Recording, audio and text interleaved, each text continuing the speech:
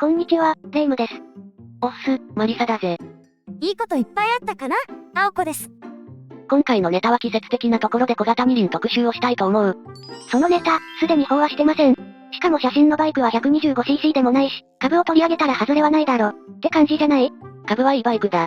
それに、カタログと脳内妄想で作った青月電子大動画より、実際に乗って遊んでレビューしてる雑誌や動画の方がリアリティがあっていいと思うよ。自覚があるのね。終わりです。だからこそ、妄想全開なダイバーシティで SDGs な動画を作っているんじゃないか。その言葉の使い方、合ってるの？星の数あるバイク動画の中から青月電子大をご視聴いただき、ありがとうございます。普段は新型バイク考察中心ですが、最近はジャンル特集もやってます。温かい目で、ゆるーく楽しんでいってください。それでは、青月電子台、今回もスタートです。では、ゆっくりしていってね。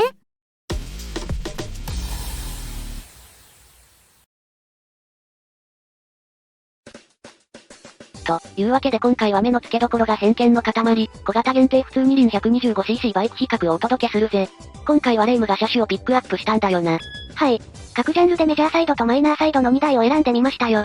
じゃ、今回ネタにするバイクはこちら。1、ファンバイク。ホンダ、モンキー125。川崎、Z125 プロ。2、ネイキッド。ホンダ、CB125R。ハスクバーナ、スバルトピレン125。3、スクーター。ホンダ、PCX。ヤマハ、トリシティ125。4、フルカウルスポーツ。ホンダ、CBR150R。鈴木、GSX-R125。KTM、RC125。と、オフロード。ホンダ、CT125 ハンタークブ。アプリリア、RX125。ちょっと待て、なんだこのラインナップは。テーマは、ホンダと愉快なライバルたちです。しかも小型限定なのに150も混じってるし。ホンダの国内 125cc にフルカウルスポーツはラインナップされてないので、対ホンダの活かしたバイクを拝借しました。CBR150R を輸入車販売しているお店もありますからね。かなり入手困難だとは思うけど。ま、今回はこのホンダ好きチョイスで進めるか。アンチホンダ、出てこいや。じゃ、輪締め、か。1、ファンバイク。ホンダ、モンキー125。小さなバイク、大きな未来。いや、それ鈴木だし。まずはホンダのエンジンシリーズの最新型、モンキー125だ。50cc は排ガス規制の関係で2017年に販売終了となったが、2018年に 125cc 化されて蘇ったぜ。何が変わったの？排ガス規制対応に合わせて、50cc でネガと感じてた部分を一新してきたな。灯火類はフル LED 化で ABS 装備。さらに2021年モデルでは5速化された OHC 短気筒エンジンが搭載されたぜ。馬力は 9.4 馬力、燃費はリッターあたり70キロで燃料タンクは 5.6 リットルなので、航続距離は392キロだ。車体は超コンパクトだけど、装備はゴージャスですよね。足回りは倒立式フロントフォーク、ツインリアショックだし、ボアアップの余地を残したエンジン、ウインカーは昔ながらの形状だけど実は中身が LED。メーターは反転液晶タイプの単眼型。イグニッション ONG のアニメーションや、燃料系もついてるぜ。レイムの一押しポイントですけど、バイクとライダーを結ぶイグニッションキーが丸くて可愛いんですよ。オールドタイプの赤いウィングマーク付きで、キーホルダーみたいで好き。で、価格は44万円だな。排ガス規制で 125cc 化されたことで販売はグローバル化され、欧米や欧州でもラインナップされることになったんだぜ。小さくて可愛い、ジャパニーズバイクってことで海外でも人気ですよね。海坊主みたいなアメリカ人が、ミニチュアモンキーで100%する感じは、バイク好きとしてめっちゃわかる。50cc の雰囲気は残ってるし、老後にいじり続けたいバイクですね。老後と言わず、今からいじくってくれ。一般的なバイクの価値観と違う軸にあるモンキーは、レジャーバイクとして今後も愛され続けるモデルだぜ。で、そんなバイクにもやはりライバルはいるわけで。それは？川崎が誇る Z シリーズの末っ子、Z125 プロだ。川崎、Z125 プロ。バイクにもプロシリーズがあるのね。ホビーなモンキーと違い、こちらは硬派な Z シリーズの末っ子で、名前に恥じないスポーツバイクだ。モンキーが遊園地出身なら、Z125 プロ派モトクロッサー KLX110 の流れを持つエンジンと、ガチャピンの体重も支えられる足腰を持つ KSR の側を変えたバイクですね。エンジンは 124cc の OHC 短気筒で、馬力は 9.7 馬力。燃費はリッター 54.2 キロで燃料タンクは 7.4 リットル。航続距離は401キロだ。価格は 35.2 万円ですね。ミニモトでは珍しいタンデムを考慮したシートとサスペンション。リアはプリロードアジャスター付きで、好みに合わせて調整できるぜ。レイムの一押しポイントは？今の時代では珍しい、穴デシメータですね。タコメーターと液晶メーターを合わせたデザインは、Z250 と Z400 でも採用されています。エンジンの回転数に合わせてビクビク動くタコ針は、まるで生き物のようです。ビクビク言うのやめて。メーターにはギアポジや燃料計、時計などが表示され、必要な情報が確認可能ですよ。Z125 プロ派ホンダのグロムと同じジャンルのバイクで、良きライバルって感じだけど、残念ながら次年度以降モデルの国内導入予定はなく、現モデルで国内販売終了となる。気になる人は、カタログ落ちする前にゲットだぜ。今年も半導体や部材不足は続きそうなので、欲しいと思った時が買い時ですね。レッドバロンなら最大120回ローンも使えるし、10年ローン、禁断の魔法だな。2、ネイキッド。ホンダ CB125R。ネオスポーツカフェと銘打ち再構築された CB シリーズの末っ子だな。祖先は1959年登場の CB92、便利スーパースポーツですね。125cc だけど、車格は CB250R とほぼ同じだ。なんかお得。エンジンは 124cc で DOHC4 バルブ単気筒だぜ。おう、シングルだけど DOHC、しかも4バルブなんて気合入ってます。馬力は15馬力で燃費はリッター 46.8 キロ。燃料タンクは10リッターだから航続距離は468キロだ。燃費もいいね。6速ミッションだし、高速道路を使えばもっと燃費は良くなるかもですね。小型限定は高速使えないぜ。そうそう、CB125R はユーロ5の排ガス規制クリア済み、今後しっかり育てていくシリーズですよね。だな。足回りは 125cc クラスとは思えない装備で、SFFBP、ウェーブディスクブレーキ。スイングアームも角材じゃなく、高張力交番製スイングアームだ。そして、ABS は IM 優勢よだぜ。価格は 47.3 万円です。確かにクラスを超えた装備なので。その分他社と比べれば価格は高くなってますけどね。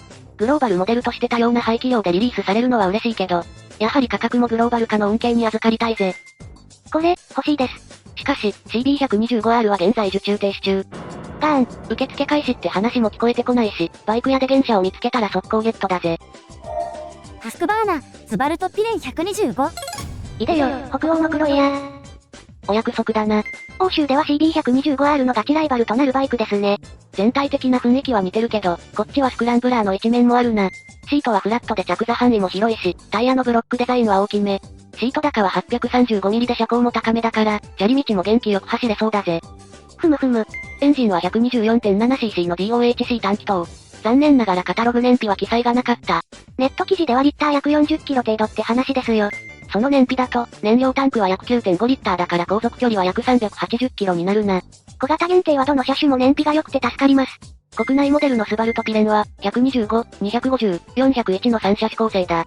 見た目はほぼ一緒なので、スタートダッシュを決めた後、ピンクナンバーを見せつける追い打ち攻撃も可能だ。良い子は真似しないでね。で、モデル違いで白キアという意味のビットピレンってバイクもあるぜ。どのあたりが違うの？大きな違いは、ハンドルがセパハンになってることだ。残念ながら、125cc のビットピレンはラインナップされてない。しかし、このバイクに乗ればモテること間違いなしだ。バイク好きのおっさんには声をかけてもらえそうね。3、スクーター。ホンダ PCX。ホンダのドル箱鉄板バイクですね。主の周りで、一番よく見かけるスクーターだな。リアボックス付きでマフラーも変わってて、下駄バイクとして使い勝手最強バイクだ。エンジンは 124cc の OHC 単気筒で馬力は12馬力。燃費はリッター 47.4 キロ。燃料タンクは 8.1 リットルだから航続距離は 383.9 キロだぜ。近年では、各年ごとにバージョンアップされてるから、ホンダのスクーターの中でも重要視されてるのがよくわかるぜ。初登場時は当時珍しかったアイドリングストップ装備、セルモーターレスの ACG スターターやフル LED 化。そして、オフセットシリンダー化などのフリクションレス対応で燃費向上。フレーム再設計やハイブリッドの登場など、改良されまくりです。最新の2021年モデルでは、環境対応型エンジン、トラクションコントロール、キーレスエントリーも装備だ。これだけついて、価格はお手頃35万7500円。ちなみに、テールランプは PCX の X をモチーフにしているんですよね。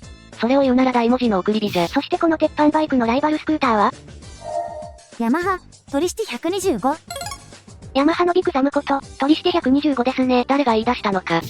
ネットを検索したら、意外に言っている人は多いですよ。2本足だってことを言いたいんだろうな。ビグザムぐらいの美脚が欲しいバイトリシテ。実際にトリシテ125を目にすると、フロント二輪ってメカメカしく見えるしな。で、どんな歴史を持つバイクだっけ？トリシテは2013年の東京モーターショーで発表されて、2014年に発売された三輪バイクだ。市販車化されたフロント二輪バイクは、トリシテが世界初なの？残念ながら違う。最初のフロント二輪バイクは、イタリアのピアジオが販売した MP さんと言われている。MPEG オーディオレイヤーさん？それ絶対違う。ごめん、何の略かわかりませんでした。最新型の MP さんにはハイブリッドも追加された。大きなお口がチャームポイントですね。で、トリシテ125の2021年モデルはカラーチェンジだけだったから、今年はなんかありそうな感じですか？ユーロ5対応の必要があるので、何かしら改良されると思うんだけどな。ちなみに、今回ネタにしているバイクでユーロ5対応済みなのはモンキー125と RX125 だけだ。取り引きが排ガス規制に対応せずに終了ってことはないの？そりゃないだろ。同じ 125cc エンジンを積む NMAX は排ガス規制対応済みだしな。じゃ、機能アップするとしたら取り引き300装備のキーレスや、スタンディングアシスト機能がつくと嬉しいですね。エンジンは 124cc で SOHC 単気筒。馬力は12馬力だ。燃費はリッター 43.6 キロで燃料タンクは 7.2 リッター。航続距離は 313.9 キロだな。車重は164キロで、今回取り上げた車種中では一番重い。ボーマンガとコラボして、一躍有名になったキャンプバイクだけど、この重量は気になるところだ。女性が操るには、少しでかくて重いですね。それに女性が乗る取りしては見かけたことがない。都市伝説ですかね。女性の取りして乗りのあなた、ぜひコメントをお願いします。単眼二輪のメカメカしさは、男の子にしかわからないってことか。価格は46万2000円です。4、フルカウルスポーツ。ホンダ CBR150R。これ、150cc だし国内販売していない車種だし、選定車種違反のバイクだぜ。ホンダの国内モデルには小型限定 SS がありませんので、出来心で。しゃあないな。エンジンは149の DOHC 単気筒、馬力は 17.1 馬力だ。足回りは倒立フォークで昭和の SFFBP、A スクラッチ、ABS など、クラスレスな装備が満載だ。このスタイル、まんま CBR250WR ですね。そうだな。並べないと気づかないレベルだ。それにカラーリングも豊富ですよね。全部で6種類だ。元 GP エディションのレプソルカラーや、トリコロールな HRC カラー、赤白の出光ホンダカラーなど、レースイメージ倍増だぜ。150cc にはヤマハの YZF-R15、スズキの GSX-R15 レート各メーカーのミニ SS 勢揃いだ。ぜひ日本でも買えるようにしてほしいですね。スズキ GSX-R125。そして、現在の日本で普通に買える125クラス SS、GSX-R125 だ。ネイキッドの S125 と R125 の併売で、ちゃんと消費者に選択肢を与えてくれているな。これぞ鈴木の優しさ、鈴木の余裕だぜ。鈴木は二輪と四輪を作るメーカーです。軽トラは庶民のミッドシップとして大活躍です。R125 も庶民のためのライトスーパースポーツだな。もちろん専用開発ですか？そこはしっかり者の鈴木様だ。2017年に発売された GSX-S125 がベースになっている。S125 は当時125クラスで全部の瀬戸バイクと言われとったモデルだ。125cc だが馬力は制限いっぱいの15馬力、新開発のフレームに専用タイヤ、ABS、6速ミッション。兄貴分のお下がりパーツ流用ではなく、専用設計で作られたバイクなんだぜ。鈴木って、コスト最優先のイメージなんですけど。そう見えるのは、企業努力の結果だな。鈴木のバイク開発インタビュー記事を読むと、数字だけではないなんかを感じるんだよ。使用決定する場合、データと人の感覚を対等に扱う、というか、性能値に現れない、開発ライダーや設計者の思いが込められてる、というか。それは、マリサの思い込みじゃない？定性的な報告を上司にしても、何も判断できないよ。そうかもな。しかし、そう思わせるなんかが鈴木にはあるんだよ。それは上司との人間関係やスタンス次第だな。例えば、褒めて伸ばすか、磨いて伸ばすか。磨き切って穴を開けると。そんな職場は嫌だ。話がそれた。で、こうした全部乗せの S125 を、よりスポーツ向きにしたのが R125 だ。S と R の違いは、ベアリングと乗車姿勢だけ。それだけ？じゃ、乗り味や扱いやすさは一緒ってこと？全然違うな。フルカウルにすることで空気抵抗が減り、セパハンにしてハンドル位置を下げることで、視界に広がる景色が全然違う。そして、高速で流れるアスファルトを眺めて走っていると、思うことがあるんだ。は？俺は風だと。何を言い出す？ 125cc なのにこの風貌、ローパワーで使い切れる衝動。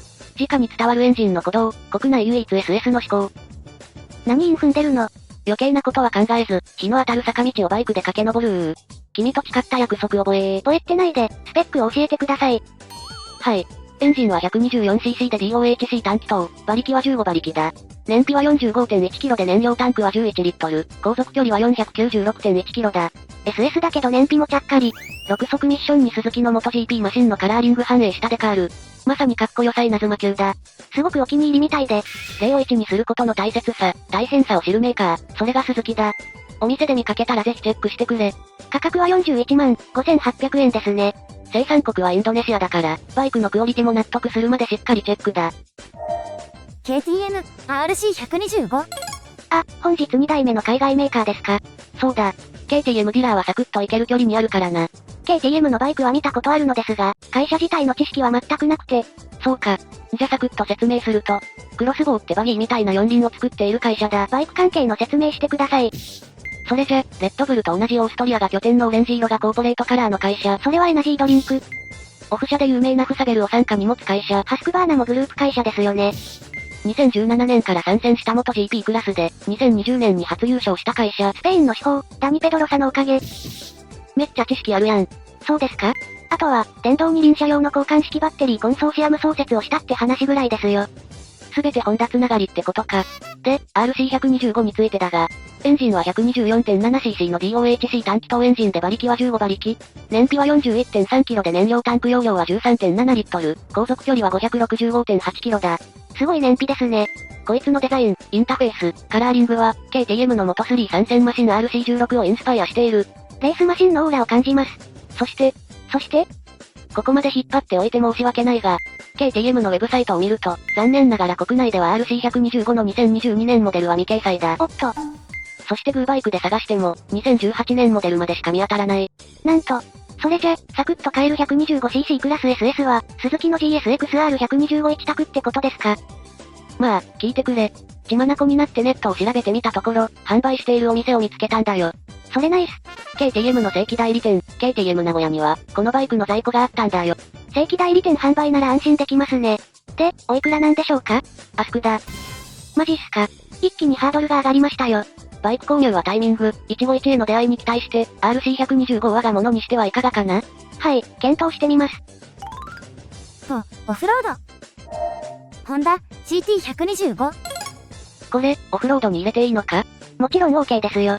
だってヤングマシンの CT125 性能チェック特集では、普通に荒れた道を走るだけでは飽き足らず、川の中走って水没実験したりしてますし。CT125 ハンター株をオフロードクラスにするなんて、クレームものじゃないか？だって、ホンダには125アドベンチャーがないのですよ。SS 紹介でも同じこと言ってたぞ。そうですか？ま、ネタにしてしまったからには、ちゃんと紹介するぜ。2020年に復活した CT125 ハンター株は、アウトドアレジャー用途に適したバイクだ。スーパー株の特徴となる、クラッチレス操作や燃費の良さはそのままに、林道でのトレッキング性能向上や、機能的でタフなスタイリングで、老若男女問わず大人気のバイクだな。エンジンは 124OHC 単気筒で馬力は 8.8 馬力。燃費は 67.2 キロで燃料タンクは 5.3 リッター。航続距離は 356.16 キロだ。フロント ABS に、ハイマウント吸気ダクトにアップマフラー。今では珍しいキック式スターター付き。これならバッテリが死んでも走れますね。あと、こいつの楽しみは、なんといってもカスタマイズだな。パーツは無限大、選択肢も底なし沼だ。色々外してはつけて、壊してはつけて、とりあえずつけて、もう何でもつける。ボックス一つ探すだけでも、めちゃくちゃ悩みますしね。もう、等身大のプラモデルだよな。ぜひ下駄代わりに使いたい一台ですね。価格は44万円だ。アプリリア RX125。同じトレッキング系バイクでも CT125 とは全然違う、アプリリアの本気オフロードバイク RX125 だ。125代目ガンダム。特徴は何と言っても、乗り子を選びまくりのシート高。なんと 905mm だ。ローダウンキットを使えば 30mm 下がるけど、それでも 875mm ですね。オフ車では重要なタイヤサイズも、フロント21インチ、リア18インチで車格もフルサイズ級だ。エンジンは 124.2cc DOHC 単気筒で15馬力。こいつもユーロ5の排ガス規制対応済みで、環境にも配慮しながらオフロードを走れるぜ。タンク容量は 6.2 リットルでちょっと心細いけどね。自走して林道で遊んで帰るにはもう少し欲しいところです。値段は CT125 と同じ、ちょっとお高い44万円だ。揃えてきた。ま、125cc クラス中においては貴重なモデルだし、高性能サスペンションやパワフルなエンジンを搭載しているから、多少のことは目をつむってくれ。シート高と航続距離で悩むなら、CT125 でいいじゃありませんか。CT125 と RX125 じゃ、見える景色が全然違うぜ。日の当たる坂道を辻屋の好きなのね。はい。さ、今回の考察は以上だ。ホンダ大好きレイムさん。これで気は済んだのか？はい、バッチリです。今回紹介した車種以外にも、世界にはたくさんの 125cc バイクがあるんだけど、例えば GPX とかベネリとかロースンとか、気になるメーカーはいっぱいあるんだけどな。硬い中住まいでは、KTM、アプリリア、ハスクバーナぐらいしか手が出せなくて。ま、仕方ありませんね。それでは、今回のお話は以上になります。お次は、青子のバイクニュースのコーナーだぜ。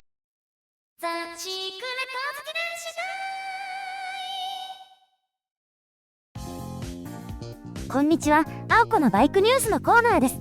今回のニュースは、鈴鹿サーキット60周年ファン感謝デーです。お、鈴鹿サーキットイベント2連続だな。前回紹介したのは、ホンダオンリー、ホンダサンクスデーでしたけど、今回のファン感謝デーは、メーカー、ジャンルの垣根を越えて出演するコンテンツですよ。あれとかそれとかこれも見れるってこと？はい。新型バイクや車もたくさん見れるってこと？それは、わかりません。でも、期待しまくりのイベントです。イベントページでは、まだ詳細は未定となっています。情報がアップされたらまた紹介しますね。で、いつ開催なの？ 2022 年3月5日土曜日、6日日曜日の2日開催です。今回は寒くないといいね。では、今回はこの辺で。それでは、See you!